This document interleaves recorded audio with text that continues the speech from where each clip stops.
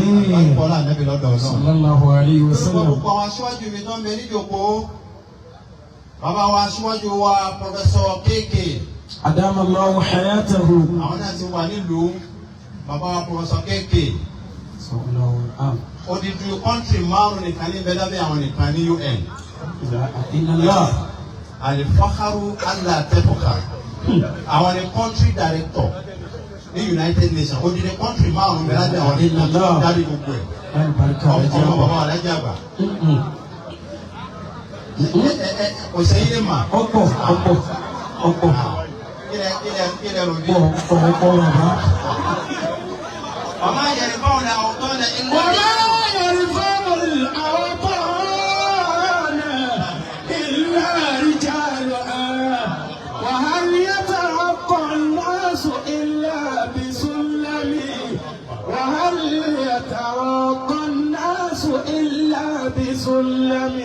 Aṣíwájú wa Pọfẹ́sọ̀ Kéèké. Ọlọ́run dákun ọba tó ṣe wá láṣíwájú gbogbo tó máa lò ní aṣíwájú náà mọ́sà ṣe ní ọ̀rùn fún wa. Amina. Àlefákàrò Allah tẹ́fọ̀fà. Ìjẹ́ tó kọ́ lára ìdájọ́ àgbà ni. Bàbá ní gbogbo nǹkan fàáyé ó kára yàn. Ìta yóò fi àwọn àpò fàáyé nílé òní kọ́ mọ́ ṣe fàáyé. Àwọn gba pòfẹ́sọ̀ nígbà tí pòfẹ́sọ̀ ní i láyé. Inú ilé yìí náà ni. Àwọn aṣíwájú wa lọ́jọ́ kó yìí. Bàbá wa tó nílé Habibullah. Adama Allahu hayatahu. Ipe bàbá ọkọ̀ọ̀kan so kọ bàbá wọn nínú ilé. Bàbá tó ní gbogbo ilé. Pé bàbá tó bí ni Habibullah yìí ní jẹ́. Bàbá wa kọ́kọ́ so kọ pé mo fẹ́ so kọ bàbá mi àwọn lọ́jọ́ kó yìí. Kibaru. Allahu hayatahu. Bàbá tó nílé Musa ni wí pé Habibullah yìí sì ni ọmọ Musa ni. Musa ló ní wí sà.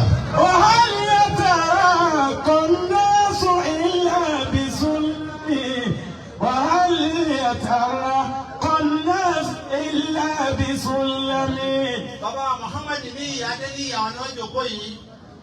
Allahu hayatahu afisa Allahu wa ta'ala. London làwọn ti dé. Ọmọ tó jáde látara tiwọn, òun gba gbogbo máàkì. Ọmọ tó jáde lára tiwọn ní London gbogbo máàkì lọ́gbà. Bàbá first class. Ẹ dákun tá a fi ń sọ eléyìí kì í ṣe fáàrí. Fàyínà tàrí ká yọ àyínú lọ́pùsà. Gbogbo tó bá dá látòkè lólẹ̀ òkè lọ́dá ìsàlẹ̀ bí dá. Kálukú wọn lọ tún àríwá pọ̀ lọ́rọ̀ ń ṣe. Man aslaha baynahu wa bayna Allah. Aslaha Allahu baynahu wa bayna ibadihi. Bókè bá ti dá ìsàlẹ̀ ló dá kalẹ̀ ni. Tálà wá tábà yóò wà lẹ́jà bà kó mẹ́. Kò sí kankan bẹ̀ mọ́. Bàbá wa ọ̀pọ̀dá wa dé ní ìwọ́n jókòó yìí. Bàbá wa Abdulrazak Yusuf Kamaluddin àwọn náà jókòó yìí. Allahu hayatahu. Àwọn náà jókòó yìí. Gbogbo àlùbáríkà. Ntí ọ̀dà nìkan ni ò sí ní àlẹ́jà gbà. Alhamdulillah. Gbogbo tó dá yẹn ibẹ̀ lọ́wà. Alhamdulillah. Wọ́n láyé kì í ṣe fáàrí àǹfọ̀ àmàbìnrin yìí máa tọrọ pé ká fàájì. Alhamdulillah. Àwọn ni wọ́n jókòó yìí. Àti wọn àgbà ń bẹ́ẹ̀ lọ́ọ̀yà Kéèké. Wọ́n bẹ́ẹ̀. Adama Allahu hayatahu. Àwọn náà mọ̀ wọ́n bẹ́ẹ̀ lọ́ọ̀yà Kéèké lóbìnrin. Bẹ́ẹ̀ là ń ti wá bẹ́ẹ̀ Professor Rahman àbúrò tèmi. Ìta mo ti wù yìí. Ọkùn bí ó ṣe wá gbá bí ó ṣe wá Professor Rahman. Dákùn dìde káwọn yóò rí káwọn fún mọ lábúrò. Ẹgbọ́n náà tóbi jàmá. Allahu akbar. Àbúrò tèmi nù. Allahu akbar. Professor of medicine láti US. Inú ilé yìí kún púpọ̀. Alhamdulillah.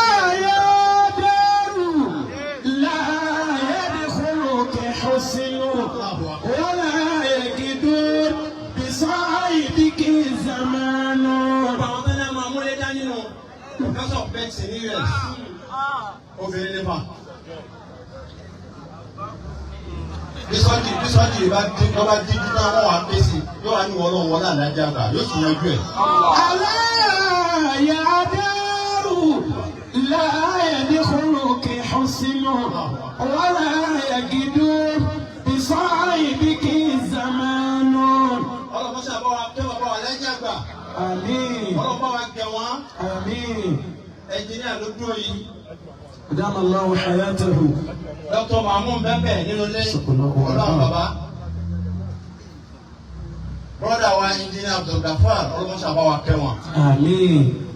Bàbá Ìmáàmù Ládéwálé ló dó yìí. صلى الله عليه وسلم. Ya ummul qawma aqra'uhum li kitabillah. Ìjọ tó máa ní oṣùwájú kúwẹ̀ ló máa jẹ́ ìmáàmù ọlọ́mọ kéwkéwì láàrin gbogbo yẹn ni. Àwọn ni wọ́n dó yìí. Sultanul Mufassirin ló dó yìí.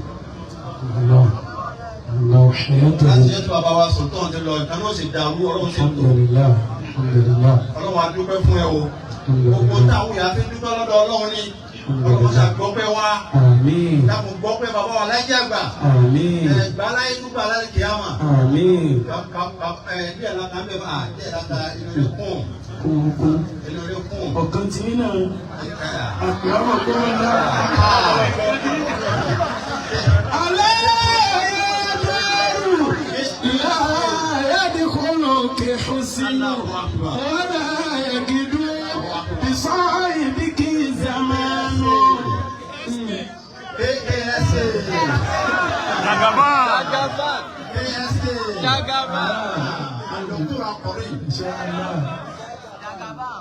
Dr. Kamaluddin Safiyullahi Kamaluddin. Inshallah Allah.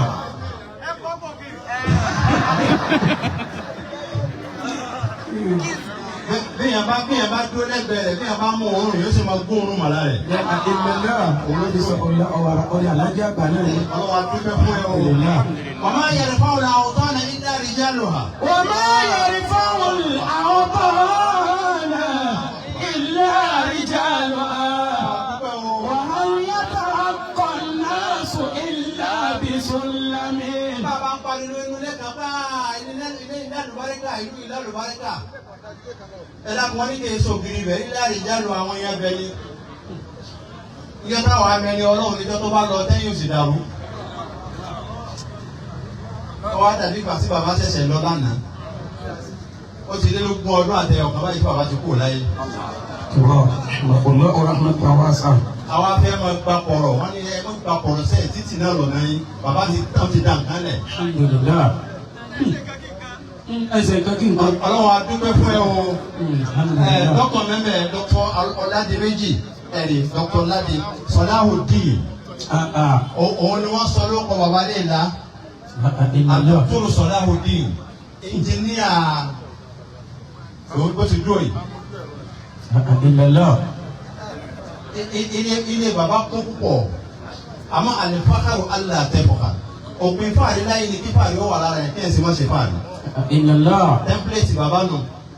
Ọlọ́mọṣà bá wa kẹ́ bàbá. Àmín. Ọlọ́ba wa jẹ wọ́n. Àmín. Ọ̀sẹ̀ ìdáná gbogbo wọn. Àmín. Àdàpọ̀ ọlọ́run bàbá wa Khalifa Tóní. Adama Allahu hayatahu. Bàbá wa Khalifa Tóní. Adama Allahu hayatahu. Alájà àgbà Tóní. Adama Allahu hayatahu. Hafizahu Allahu wa ra'ahu. Iṣẹ́ dé iṣẹ́ bẹ̀rẹ̀. Ọlọ́run làlàáfíà lọ́lọ́. Dákun wọ́tọ́ bá wọn kàná ṣe. Dákun wọ́n sábà wà ṣàánú àwọn náà. Àmín. Gbogbo ṣé alájà àgbà àfikún ọ̀dá láfíà. Torí gbogbo kìdìkì náà wọ́n fẹ́ afẹ́kẹ́ ní afẹ́kẹ́ wábí. Gbogbo àlàáfíà tó máa lò lọ gbogbo ọ̀rọ̀ mọ́sá ṣe ní ọ̀rùn kan. Àmín. Jẹ́mi wọ́n gùn níbẹ̀. Àmín. Àlàáfíà la. Àmín. Àdìsíkí tó fi lo àyè náà lọ́mọ́ sábà yọ̀ndẹ̀ fún wa. Àmín. Ojoojúmọ́ dàpọ̀ náà tó fi lo àyè náà lọ́mọ́ sábà jogún ẹ̀ fún wa. Àmín. Bàbá wa Khalifa nìkan, bàbá wa Khalifa Tóní nìkan ẹ̀ dàpọ̀. Dàpọ̀ jíjá kò lè dá fún iye wa yìí. Ẹjẹ́ àfi tọkàntọkàn yọ̀ǹda fún wọn.